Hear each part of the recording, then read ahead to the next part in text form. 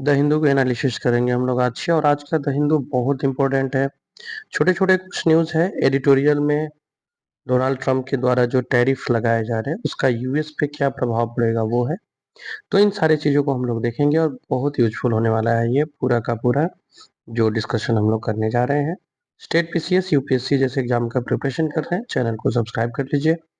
The Hindu का analysis करेंगे हम लोग। आज है 12 फरवरी। सबसे पहले ये जो मणिपुर क्राइसिस है, ये बीजेपी के जो वेज है इसके ऊपर क्या एक इम्पैक्ट है, इसके बारे में ये न्यूज़ है। खैर ये न्यूज़ हम लोग लगातार करते आ रहे हैं। एन बीरेन सिंह ने रेजिग्नेशन दिया है और आगे के क्या क्या ऑप्शंस है उस पर हम लोगों ने पिछले वीडियो में चर्चा कर लिया है। तो नेक्स्ट न्यूज़ पे आते हैं हम लोग। अगला जो इम्पोर्टेंट न्यूज़ है वो इसके ठीक बगल में है। ये है आपको प्रधानमंत्री का एक स्टेटमेंट है। History shows technology won't take away work. ये एआई समिट चल रहा है पेरिस में और यहाँ पे भारत जो है वो सह अध्यक्षता भी कर रहा है। इसमें प्रधानमंत्री का एक स्टेटमेंट आया है कि इतिहास ये बताती है कि नई टेक्नोलॉजी का आना मीन्स नौकरी का चला जाना या काम का चला जाना नहीं होता है। जब भी नई टेक्नोलॉजी आई है इस तरह का एक रिस्क दिखता है, लेकिन ये उस रिस्क को मैनेज कर लेता है। आपको रिस्क को मैनेज कर नए प्रकार की अपॉर्चुनिटी, हालांकि काम के जो तरीके हैं वो थोड़े बदलते हैं, लेकिन जो ये है कि काम चला जाएगा, बेरोजगार हो जाएंगे, ऐसा कुछ देखने को नहीं मिलता है। काम का रूप थोड़ा सा चेंज जरूर हो जाता है। इसी पे प्रधानमंत्री ने ये पूरे एआई समिट के दौरान बातें की है। इन्होंने एक्नॉलेज किया है कि जो ये जो फियर है वाइड स्प्रेड जॉब लॉसेस का, एआई के कारण बड़ी मात्रा में जॉब चले जाने का, तो इतिहास हमें बताती है कि ऐसा कुछ हुआ नहीं है पहले। जब भी नई टेक्नोलॉजी आती है ये डर रहता है, लेकिन जॉब का क्रिएशन होता है, प्रकार बदल जाता है, नए प्रकार के जॉब आते हैं, लेकिन जॉब का नया जो क्रिएशन है ये रोजगार को देने में मदद करता है। तो इस तरह के जो डर है ये इससे हमें बाहर आना चाहिए और हमें ये भी सोचना होगा कि कैसे हम एआई को प्रमोट कर, कैसे हम एआई का यूज कर आपको सोसाइटी के लिए, समाज के लिए वेलफेयर के कार्य कैसे कर सकते हैं। साथ ही साथ में ये इन्होंने ये भी कहा कि ये जो डेमोन्स्ट्रेशन होगा टेक्नोलॉजी का ये पीपुल सेंट्रिक होना चाहिए। जो एप्लीकेशंस बनेंगे वो पीपुल सेंट्रिक एप्लीकेशंस होंगे। तो ये आप याद रखेंगे। समिट चल रहा है आपको पेरिस में। इसमें आपको समस्या एआई से रिलेटेड क्या उत्पन्न हो सकती है या एआई को किस तरह से इम्प्लीमेंट किया जाए इसके ऊपर चर्चा हो रही है। प्रधानमंत्री का ये कहना है कि एआई जो है वो कभी भी बेरोजगारी का कारण नहीं बनेगा। रीजन ये है कि हिस्ट्री पूरी इस बात को बताती है कि कैसे जब भी नई कोई टेक्नोलॉजी आई है तो वो जॉब के रूप को बदली है। और अधिकतर ये भी देखा गया है कि नए जॉब को क्रिएट भी की है। तो ये इस न्यूज़ में है। आप आज के एडिटोरियल में यहाँ आपको एक बॉक्स में साइड में जो है सेल्फ इन्फ्लिक्टेड इंजरी, इस नाम से एक एडिटोरियल है। बहुत इंपॉर्टेंट एडिटोरियल है ये। लगातार हम लोग चर्चा कर रहे हैं प्रेसिडेंट बनने के बाद में ट्रम्प के द्वारा जो टैरिफ वगैरह लाई जा रही है इसके बारे में। तो इसी को लेकर के है और बहुत अच्छा आपको आर्टिकल है। इसमें बताया जा रहा है कि ट्रम्प का जो टैरिफ है वो यूनाइटेड स्टेट को भी इकोनॉमिक डैमेज से नहीं बचाएगी, वहां भी इकोनॉमिक डैमेज का प्रभाव देखने को मिलेगा। इसको हम लोग चर्चा करेंगे। यूपीएससी के लिए मैं एक इन्फॉर्मेशन आपके साथ शेयर करना चाहता हूँ। पहला तो एक मेरा सजेशन है कि अगर आप इकोनॉमी प्रीलिम्स में बैठना चाहते हैं, आपकी यूपीएससी प्रीलिम्स में बैठना चाहते हैं, तो आपकी इकोनॉमी बहुत अच्छा होना चाहिए। क्योंकि आप देखेंगे पिछले स्पेशली 2014 के बाद से तो सारे सब्जेक्ट का उतार चढ़ाव रहा है, लेकिन इकोनॉमी का जो वर्ग है, जो क्वेश्चंस है, उनकी क्राइटेरिया भी लगभग क्वालिटीज भी वही रहे हैं और 15-20 के आसपास क्वेश्चंस तो उससे आप बना सकते हैं अगर आप इकोनॉमी और पॉलिटिकल एक्टिविटीज उससे जुड़े हुए जो है उनको कनेक्ट कर पा रहे हैं। तो ये आर्टिकल भी उसी से जुड़ा हुआ है। ये तो एक सजेशन आप कह सकते हैं। दूसरा जो मैं इंफॉर्मेशन देना चाहता था कि अगर आप हमारे बैच से जुड़ना चाहते हैं, 14 फरवरी से हम स्टार्ट कर रहे हैं यूपीएससी 26 के लिए, जिसमें 25 के प्रीलिम्स को फोकस्ड करके क्लासेस कराई जाएंगी। लेकिन हमारा जो मेन उद्देश्य रहेगा वो रहेगा यूपीएससी 2026 का। तो अगर आप 25 में बैठना चाहते हैं, एक बार आप रिवीजन के लिए ट्राई कर सकते हैं। 26 के लिए पूरा फुल पैकेज हम यहाँ पे प्रिपरेशन का ऑफर कर रहे हैं। आइए इस आर्टिकल्स को देख लेते हैं। इकोनॉमी एस्टिमेट्स जो है वो ऐसा इकोनॉमी का जो अपना एस्टिमेट्स है वो ये बता रहा है कि यूनाइटेड स्टेट के जो प्रेसिडेंट डोनाल्ड ट्रंप है, इनका जो पहला टर्म था, ये भी टर्म बहुत सारे टैरिफ्स के लिए जाने जाते हैं, और इस टैरिफ्स वाले टर्म ने कम से कम यहाँ मेंशन किया गया लगभग $400 बिलियन का गुड इनको बिलियन वर्थ ऑफ गुड्स का अमेरिकन इकोनॉमी को नुकसान हुआ। इतना ही नहीं, आप इसका परिणाम देखेंगे तो इनका नेट लॉस जो है वो रियल जीडीपी में भी देखने को मिला है। एक डिक्लाइन देखने को मिला है इनके हाउस होल्ड इनकम में, जॉब भी खोए गए, बेरोजगारी बढ़ी मैन्युफैक्चरिंग सेक्टर में स्पेशली। और ये होगा जब इससे आप टैरिफ्स लगाएंगे ना, तो एम्प्लॉयमेंट में रिडक्शन देखने को मिलता ही मिलता है। आपको इसका डायरेक्ट और इनडायरेक्ट इम्पैक्ट तो आपको भी भुगतना पड़ता ही है। निगेटिव इफेक्ट्स जो है वो इनपुट कॉस्ट्स और रिटेलिटरी टैरिफ्स को आउटवेट करने के कारण है।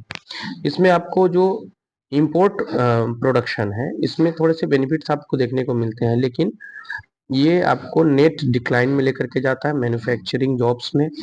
और यहाँ एक अनुमान है कि 0.6% का लॉस लास्ट टर्म में इनके टैरिफ वाली नीतियों के कारण देखने को मिला, जिसमें लगभग 75,000 जॉब्स की कमी देखने को मिली। 2019 का एक और रिपोर्ट है जो सीबीओ यानी कि कांग्रेसनल बजट ऑफिस ने जारी किया है। इसमें बताया गया है कि जो इकोनॉमिक आउटलुक 2019 से 29 के बीच था, इसमें एक अनुमान लगाया गया कि ये जिस तरह से ट्रेड बैरियर्स बना रहे हैं, ट्रेड बैरियर्स जो ये शुरू हो रहा है ना, ये यूएस के इकोनॉमी आउटपुट को रिड्यूस करेगी। इसमें एक अनुमान है था कि 2020 तक जो सीबीओ का एस्टिमेटेड अनुमान था उसमें था कि रियल जीडीपी में 0.3% का डिक्लाइन है। $580 का average house hold income reduced हुआ है, कम हुआ है। तो आप अंदाजा लगा सकते हैं कि एवरेज है रियल हाउस होल्ड इनकम का। हाल ही में इन्होंने 25% टैरिफ रखा है आयरन और स्टील इंपोर्ट्स पर इनके सेकेंड टर्म में। अब आप देखेंगे कि आयरन और स्टील एक ऐसे वस्तु है जो जिसका जो बहुत कोर लेवल की वस्तु है, इसका मैन्युफैक्चरिंग से लेके हर जगह यूज होता है।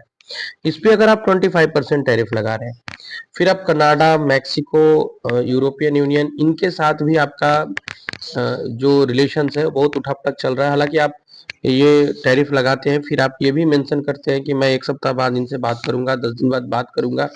पता नहीं किस तरह से इनका थोड़ा सा अनप्रिडिक्टेबल के साथ साथ ये जो आर्टिकल दिखा रहा है ये थोड़ी सी बेवकूफ़ी वाली भी चीजें शो कर रही है।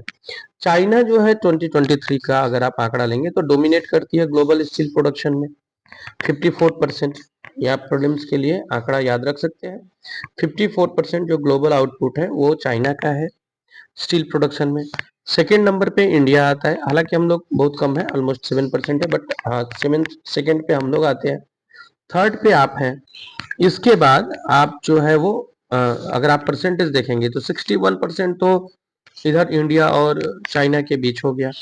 तो बाकी के चीजों को आप कैसे मैनेज करेंगे तब, जबकि मैक्सिको, ब्राजील, कनाडा, इनके साथ भी आप टैरिफ पे टैरिफ करते जा रहे हैं, तो ये समस्याएं आएंगी। और ये ध्यान रखिएगा कि स्टील और जो इनका जो टैरिफ चल रहा है एल्युमिनियम, स्टील्स, इन सब पे, ये सब कोर है किसी इकोनॉमी के, बहुत इंपॉर्टेंट पार्ट होते हैं इकोनॉमी के।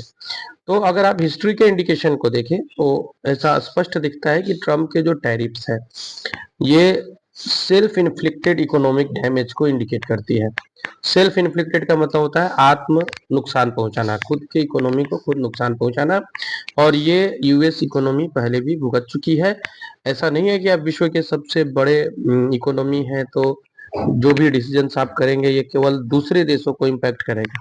दूसरे देशों को तो इम्पैक्ट करेगा ही, साथ ही साथ आपको भी, आपकी इकोनॉमी को भी इम्पैक्ट कर सकता है।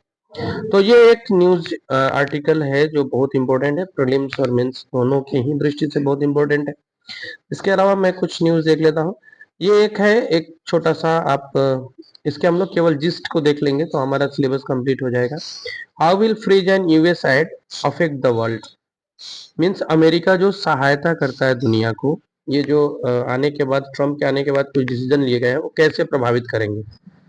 तो देखिए, ये 1961 में इनकी एक कमिटी बैठी थी और ये तब से यूएस जो है वो एफर्ट करता है किस क्षेत्र में, तो हेल्प करने के लिए दुनिया को अलग अलग क्षेत्र में, सिविलियन हो गया, फॉरेन एड हो गया, ठीक है। भारत की बात किया जाए तो यहाँ पर भी क्वांटम ऑफ फंडिंग है इनका, जो कि घटा है पिछले कुछ दिनों में। और इसके साथ क्या है, ये हेल्थ वगैरह के इश्यू पे भी अपने फंडिंग को कम कर रहे हैं। अब इसमें हम लोग को बस ये ध्यान रखना है कि ये जो फंडिंग कम कर रहे हैं ये भारत के साथ कर रहे हैं, तो ये आपको कंटेंट याद रखना है। दूसरा ये चीज है कि इसमें आपको क्या इम्पैक्ट इन फ्यूचर दिख रहा है, क्योंकि देखो ये जो ऐड करते थे, मीन सहायता जो करते थे, इनका एक उद्देश्य अपना डायरेक्ट या इनडायरेक्ट प्रॉफिट भी होता ही था। ये अभी भी आप इनका आंकड़ा निकाल के देखोगे तो उन देशों को ज्यादा मदद करते हैं जो इनके ज्यादा करीबी है, चाहे डायरेक्ट और इनडायरेक्ट इनको लाभ पहुंचा रहे हैं, तो वहां इनको भी थोड़ा सा नुकसान देखना पड़ेगा। इकोनॉमी जो है वो स्पीडी रिबाउंड पे है, ये हमारे फाइनेंस मिनिस्ट्री का स्टेटमेंट है, और हम लोग फास्टेस्ट ग्रोइंग नेशन रहेंगे, ये एक स्टेटमेंट है।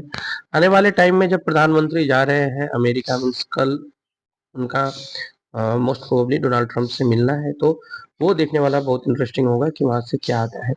एक और न्यूज है, मालदीव जो है वो फाइनलाइज करने वाला है फ्री ट्रेड पैक्ट इंडिया के साथ बहुत जल्द, ये उनके मिनिस्टर का स्टेटमेंट है। अब ये तो जब होगा वो तो हम लोग देखेंगे पढ़ेंगे, ये तो है।